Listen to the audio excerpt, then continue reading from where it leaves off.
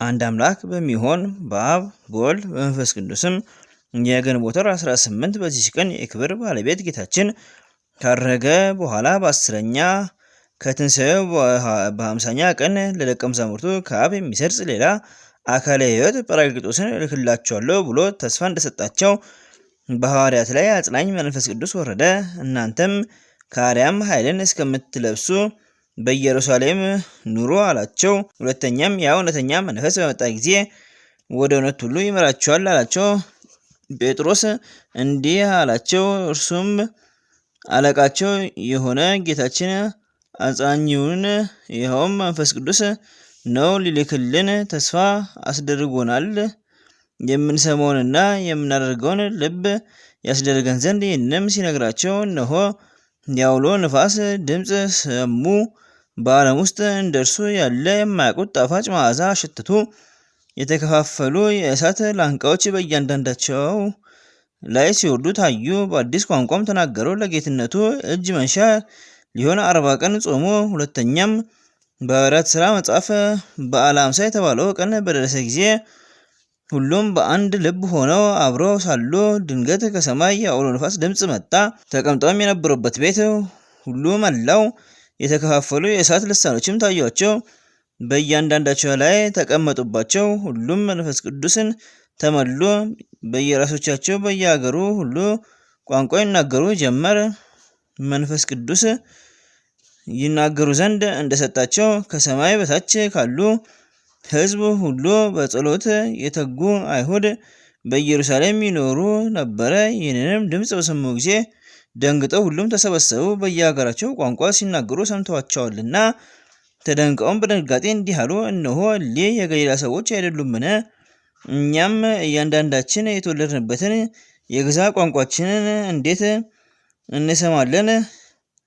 የጳርቴና የሜድ የኢላሜጥም ሰዎች ስንሆን በሁለቱ ወንዝ መካከል በይሁዳም በቀጰዶቅያም በጰንጦስም በእስያም በፍርንጊያም በጵፍልያም በግብፅም በቀሬናም በኩል ባሉት በሊቢያ ወረዳዎች የምንኖር በሮሜም የምንቀመጥ አይሁድም ወደ ይሁዲነት የገባን የቀርጤስና የአረብ ሰዎች ስንሆን የእግዚአብሔር ገናንነት በቋንቋዎች ሲናገሩ እነሆ እንሰማቸዋለን። ሁሉም ደንግጠው የሚናገሩትን አጡ። እርስ በርሳቸውም እንጃ ይህ ምን ይሁን አሉ። ሌሎች ግን እያፌዙባቸው ጉሽ ወይን ጠጅ ጠግቧል አሉ። ጴጥሮስም ከ12ቱ ጋር ቆመ። ድምፁንም ከፍ አድርጎ እንዲህ ሲል ተናገራቸው፣ የይሁዳ ሰዎች በኢየሩሳሌም የምትኖሩ ሁላችሁ ይህን በእናንተ ዘንድ የታወቀ ይሁን። ቃሎችን አድምጡ። ለእናንተ እንደመሰላችሁ እነዚህን የሰከሩ አይደሉም፣ ከቀኑ 3 ሰዓት ነውና። ነገር ግን ይህ በነቢዩ በኢዮኤል የተባለው ነው። እግዚአብሔር አለ፣ በመጨረሻውም ቀን እንዲህ ይሆናል፣ ሥጋ በለበሰ ሁሉ ላይ ከመንፈሴ አሳድራለሁ። ወንዶችና ሴቶች ልጆቻቸው ትንቢትን ይናገራሉ፣ ጎበዞቻቸውም ራእይን ያያሉ፣ ሽማግሌዎቻቸውም ሕልምን ያልማሉ። ደግሞ በዚያ ወራት ወንዶችና በሴቶች ባሪያዎቼ ላይ መንፈስ ቅዱስን አሳድራለሁ፣ ትንቢትን ይናገራሉ። ድንቆች በላይ በሰማይ ምልክቶችንም በታች በምድር እሰጣለሁ። ደምም እሳትም የጢስ ጭጋግም ይሆናል። ታላቅ የሆነ ጌታ ቀንም ሳይመጣ ፀሐይ ወደ ጨረቃም ወደ ደም ይለወጣል። የጌታን ስም የሚጠራ ሁሉ ይድናል። ዳዊትም እንዲህ አለ፣ ቅዱስ መንፈስህን ከኔ ላይ አትውሰድብኝ፣ ደስ የሚያሰኝ ደህንነትን ስጠኝ፣ በጽኑ መንፈስህም አጽናኝ፣ ለዝንጎች ሕግ እንዳስተምራቸው። ሁለተኛም መንፈስ ቅዱስ ትልካለህ ይፈጠራሉ አለ። ደግሞም ቅዱስ መንፈስ በጽድቅ ምድር ይምራኝ አለ። ደግሞም በእግዚአብሔር ቃሎች ሰማዮች ጸኑ፣ ሰራዊቶቻቸው ሁሉ በአፉ እስትንፋስ። ኢሳይያስም እንዲህ አለ፣ በእኔ ሕልውና ያለ ያዋሃለኝ ሕይወቴ መንፈስ ቅዱስ ለድሆች የምስራችን እሰብክ ዘንድ ለተማረኩትም ነጻነትን የእግዚአብሔር ዓመት የተመረጠ እለው ዘንድ ላከኝ። ጌታችንም እንዲህ አለ፣ ከእናንተ ጋር ሳለሁ ይህን ነገርኋችሁ። ነገር ግን አብ በስሜ የሚልከው አጽናኝ መንፈስ ቅዱስ እርሱ ሁሉን ያስተምራችኋል፣ እኔም የነገርኋችሁን ሁሉ ያሳስባችኋል። እኔም ሰላምን እተውላችኋለሁ፣ የአባቴንም ሰላም እሰጣችኋለሁ። እኔም እሰጣችሁ ዓለም እንደሚሰጠው ስጦታ አይደለም። ልባችሁ አይታወክ፣ አትፍሩ። እኔ እሄዳለሁ፣ ወደ እናንተም ተመልሼ እመጣለሁ እንዳልኋችሁ ሰማችሁ። ሁለተኛ ደግሞ እንዲህ አለ፣ እኔ ከአብ ዘንድ የምልካችሁ አጽናኝ እርሱ ከአብ የሚገኝ የእውነት መንፈስ በመጣ ጊዜ እርሱ ስለ እኔ ይመሰክራል። እናንተም ደግሞ ከመጀመሪያ ከኔ ጋር ኖራችኋልና ምስክሮቼ ናችሁ። እንዳትሰነካከሉ ይህን ነግሬያችኋለሁ። ከምኩራባችሁ ያወጧችኋል። ከዚህ በላይ ደግሞ የሚገድሏችሁ ሁሉ ለእግዚአብሔር መስዋዕት እንደሚያቀርቡ የሚመስልበት ጊዜ ይመጣል። እኔም እውነት እነግራችኋለሁ፣ እኔ ብሄድ ይሻላችኋል። እኔ ካልሄድኩ ግን አጽናኙ መንፈስ ቅዱስ ወደ እናንተ አይመጣምና፣ ከሄድኩ ግን እርሱን እልክላችኋለሁ። እርሱም መጥቶ ስለ ኃጢአት፣ ስለ ጽድቅም ስለ ፍርድም ዓለምን ይወቅሰዋል። ስለ ኃጢአት በእኔ አላመኑምና፣ ስለ ጽድቅም ወደ አብ እሄዳለሁና እንዲህም አታዩኝም።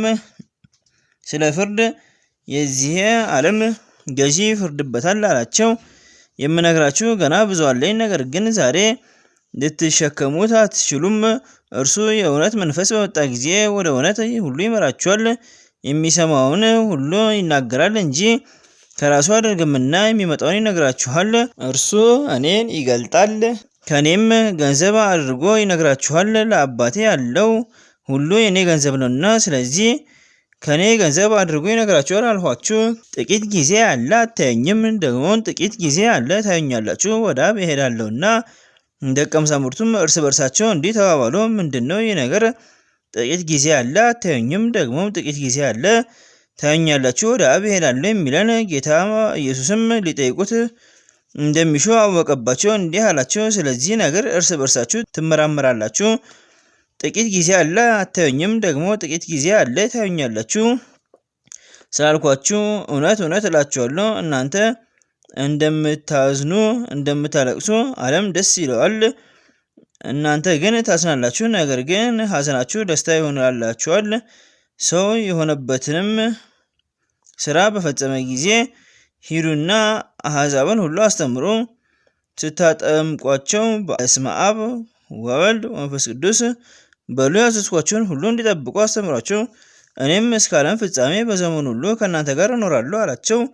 ጌታችን ኢየሱስ ክርስቶስም ከቸር አባቱ ከአዳኝና ሕይወት ከሆነ መንፈስ ቅዱስ ጋር ጌትነት፣ ክብር፣ ምስጋና ይሁን ለዘላለሙ አሜን። በዚችም ዕለት የአባ አብርሃም ጓደኛ የከበረ አባ ገአርጊ አረፈ። ይህም ቅዱስ የክርስቲያን ወገን ነው። ወላጆቹ ደጎች ጻድቃን ናቸው። ባደገ ጊዜ የወላጆቹን ከብቶች የሚጠብቅ እረኛ ሆነ። ሁልጊዜም የምንኩስና ልብስ ይለብስ ዘንድ በልቡ ይመኝ ነበረ። 12 ዓመትም በሆነው ጊዜ የእግዚአብሔር ጸጋ አነሳችው። በጎቹንም ትቶ ወደ አስቄጥስ ገዳም ሄደ። እየተጓዘም ሳለ ከሩቅ የብርሃን ምሰሶ አየ። ወደ ወንዝ እስከሚደርስ ድረስ ወደ እርሱ ሄደ። ከዚህም በኋላ የብርሃን ምሰሶ ከእርሱ ተሰወረ። ያንንም ወንዝ በተሻገረ ጊዜ በሽማግሌ አምሳል ሰይጣን ተገለጠለትና፣ ልጄ ሆይ እወቅ፣ ስላንተ ልብሱን ቀዶ አባትህን አየሁት፣ እርሱም ያዝናል ያለቅሳል። ተመልሰ የአባትህ ልብ ልታጽናና ይገባሃል፣ የዱር አውሬን ነጥቆ የበላ መስሎታልና አለው። አባ ገአርጊም ደንግጦ 1 ሰዓት ያህል ቆመ። ከዚህም በኋላ የከበረ ወንጌል ከኔ ይልቅ አባቱንና እናቱን የሚወድ ለእኔ ሊሆን አይገባውም፣ ደቀ መዝሙሬም ሊሆን አይችልም ብሎ አሰበ። ይህንም ባለ ጊዜ ሰይጣን እንደ ጢስ ሆኖ ተበተነ። አባ ገአርጊም ሰይጣን እንደሆነ አወቀ።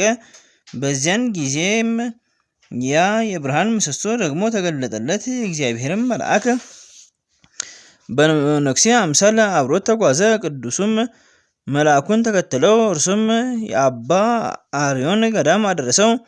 አባ ገአርጊም ከአንድ ጻድቅ ሰው መነኩሴ ጋራ በዚያ 14 ዓመት ወጥ ሳይቀምስ ወይን ሳይጠጣ የአትክልት ፍሬም ቢሆን በዚህ 14 ዓመት ያህል ከሚቀመጥ በቀር አልተኛም።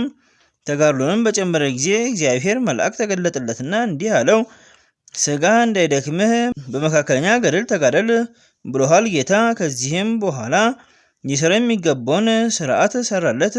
ሁልጊዜም እስኪመሽ እንዲጾም ትንሽም እንጀራ እንዲበላ በ4 ሰዓት እስከ መንፈቀ ሌሊት ስለ ሥጋው እረፍት እንዲተኛ በቀረው ሌሊት እስኪነጋ ተግቶ እንዲጸልይ። በዚህም ተጋድሎ ብዙ ዘመን የተጋደለ በኖረ ጊዜ በበረሃ ውስጥ ብቻውን ሊኖር ወዶ በጫካ ውስጥ እየተመላለሰ 2 ዓመት ኖረ። ከዚህም በኋላ ጌታ ተገልጾለት ወደ ቦታው እንዲመለስ አዘዘው። ያን ጊዜም አምላካዊት ኃይል ከከበሩ መክሲሞስና ደማቴዎስ ገዳም አደረሰችው። እርሷም ለደብሩ አቅራቢያ ናት።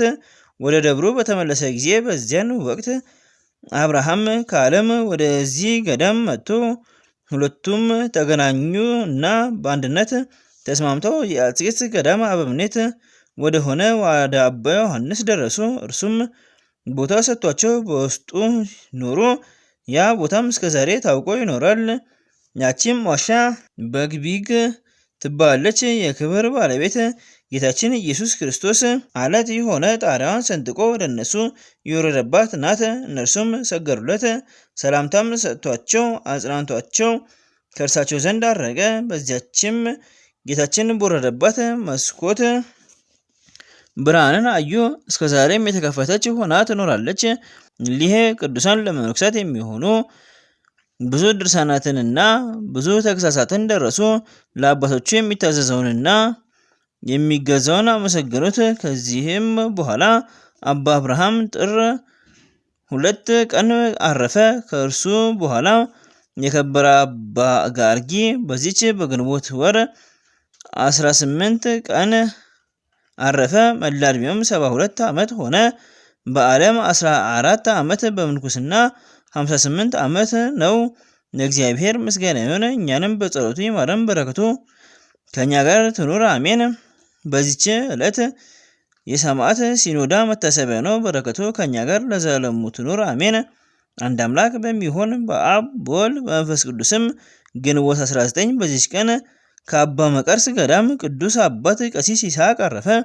ዘአቅረብኩ ኃይሌተ ዘኪርየ አእላፈ እምነተጸምዱከ ዘልፈ ለላነብብ ተወከፍ ዘኔቴ መጽሐፈ እንተ ረሴከ እግዚኦ ጸሪቀ ምሉት ተወከፈ እምላኦ ብርሃን ዘተርፈ ነቢያት ቅዱሳን ሐዋርያት ሰባክያን ሰማዕታት ወጻድቃን ደናግል አዲ ወመነኮሳት ሄራን ባርኮ ጉባኤታቲ መካን እስከ ሊቆኑ ሕፃን ለጻፉ በክርስቶስ ወለጻፎን ዘደርስ ወለዘአንቦ ተርጎ ሳንዲስ ወለሰማ ቃሎ በዝነ መንፈስ ጸሎተሙ ማርያም አረቂተ ኩሉ ባስ ወሬ ማረን ኢየሱስ ክርስቶስ በቅዱሳኑ ጸሎት ይጠብቀን። በረከታቸውም ከኛ ጋር ትኖር አምላክነ በከንቱ